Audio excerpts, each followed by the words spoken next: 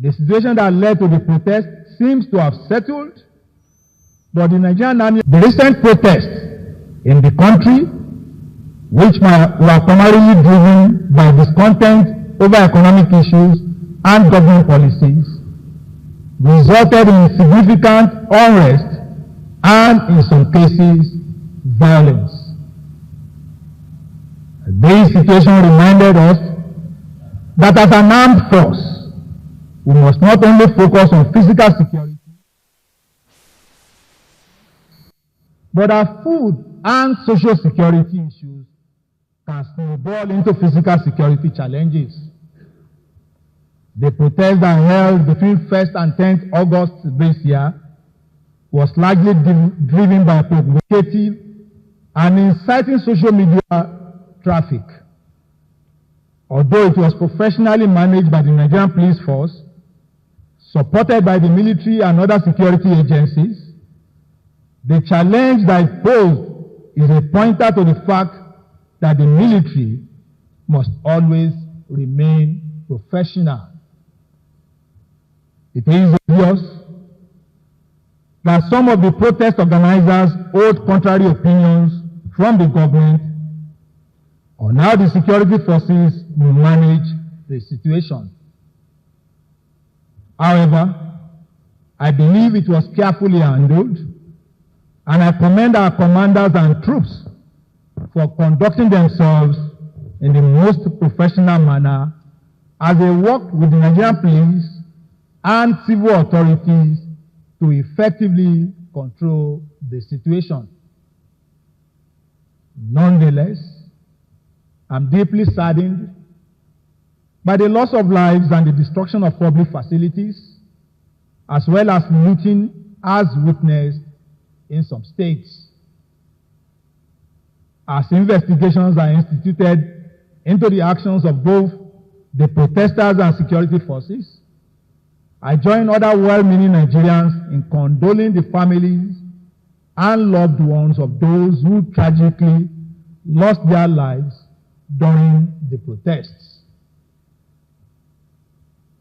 As a creation of the Nigerian Constitution, the Nigerian Army recognizes citizens' right to hear their grievances, but believes that such should only occur within the confines of the law.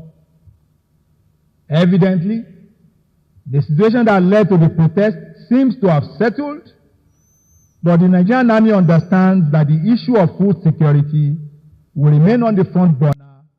The Nigerian Army will, in the coming days, review its agricultural policy to better position the Nigerian Army Farms and Ranches Limited to significantly boost crop production so that the Army can release grains into the market at highly subsidized rates in support of government efforts.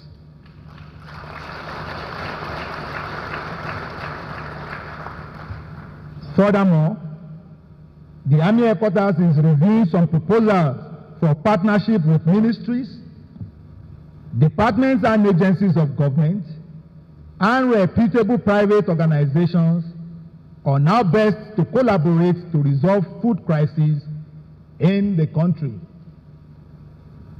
Relatedly, Nigerian Army troops currently provide security cover for farmers in critical farming communities in the Northeast, Northwest, and North Central zones. This is with a view to preventing the devastating consequences of a pause or stop in food production in those regions on the entire country's food supply chain.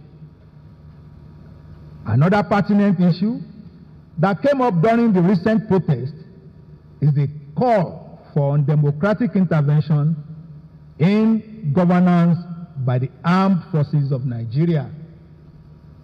Although one can say this was coming from young Nigerians who never experienced the era of Nigeria's extensive military rule and the concerted struggle by heroes and heroines of our current democratic dispensation to get the nation on its current path.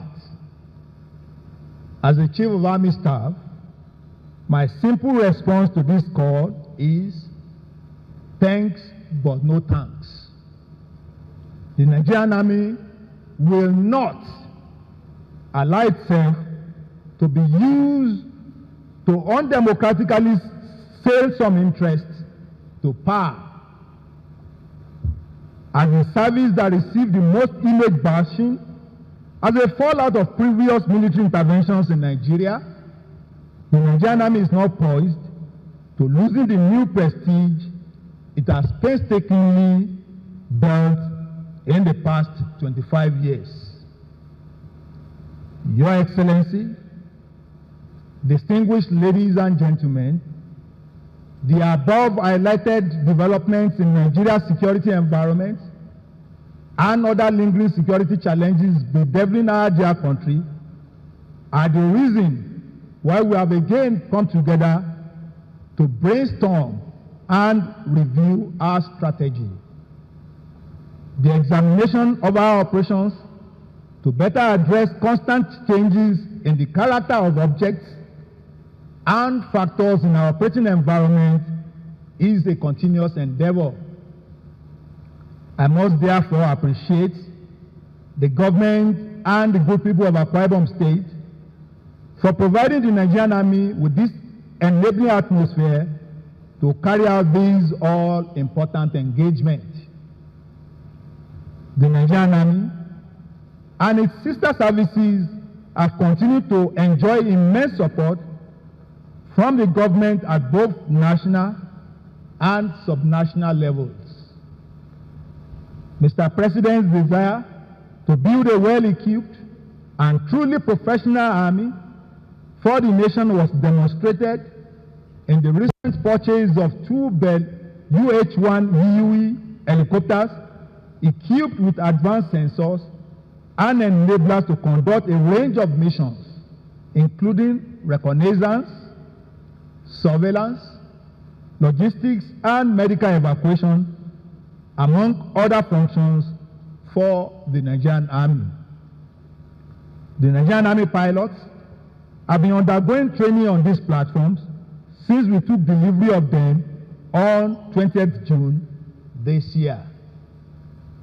We plan to induct them into the theaters of operations soon for limited logistic missions and other related activities.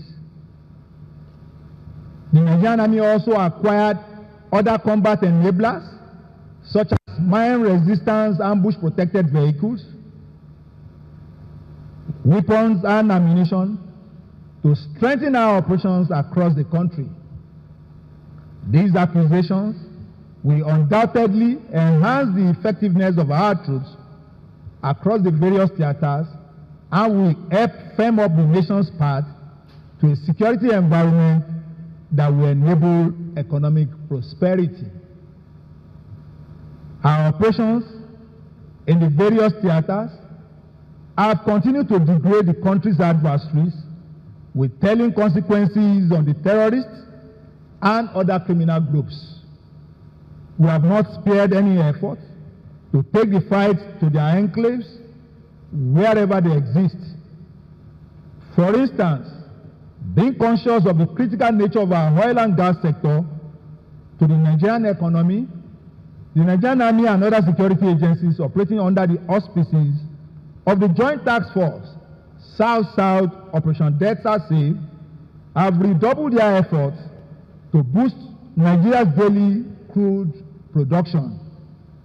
Our concerted operational activities have helped to reduce militancy, pipeline vandalism, crude oil theft, and illegal oil refining in the Niger Delta region.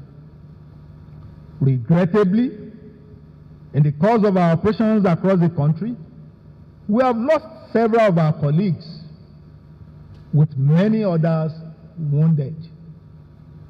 I would like to pay a special tribute to these brave officers and soldiers for their immense sacrifice in ensuring that Nigeria remains safe, secure, and united. The Nigerian Army remains resolute in sustaining the ongoing efforts to ensure maximum revenue accrues to the federal government for the benefit of the generality of Nigerians. Troops welfare remains a cardinal point in my command philosophy. To this end, we have continued to fine-tune our welfare schemes to benefit our personnel and their families.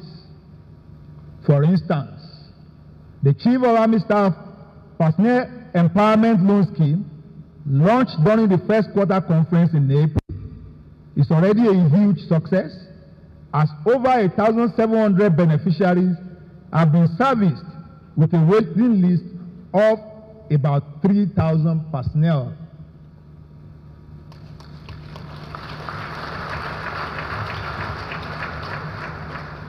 The objective of these loan schemes is to shield personnel from the high interest rates charged by banks and other financial institutions.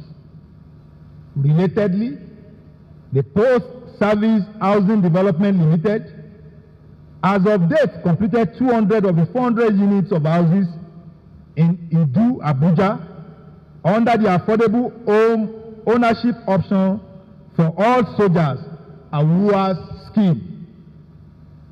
I thank His Excellency, Governor Eno, for approving lands for the AWUA scheme in Uyo.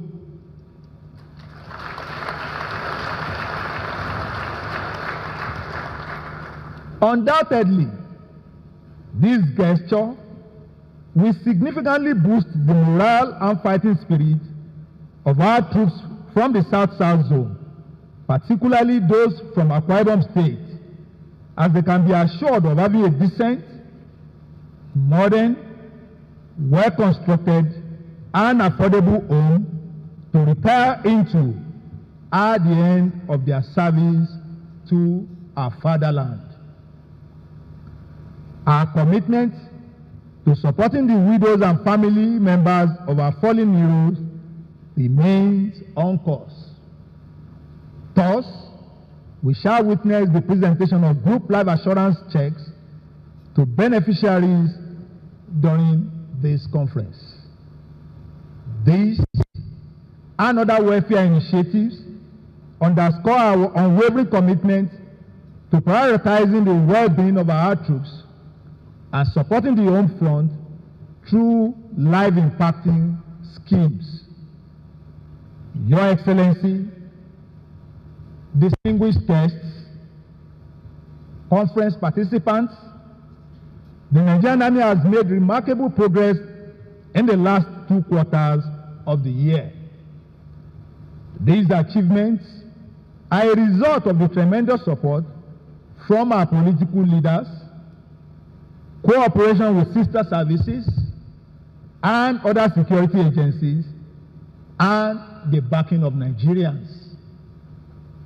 We urge all well-meaning Nigerians to continue supporting our troops deployed across the Federation.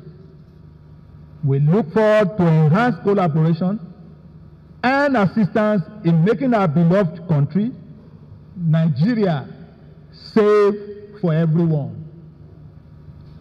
The Nigerian Army will continue to collaborate with personnel of other security agencies to contain the myriad security threats across the country's 6 geopolitical zones. Finally, with a high sense of responsibility and respect, I humbly express our profound gratitude to the President, Commander-in-Chief of the Armed Forces of the Federal Republic of Nigeria, His Excellency President Bola Ahmed Tinubu, Grand Commander of the Order of the Federal Republic, for his unflinching support and strategic guidance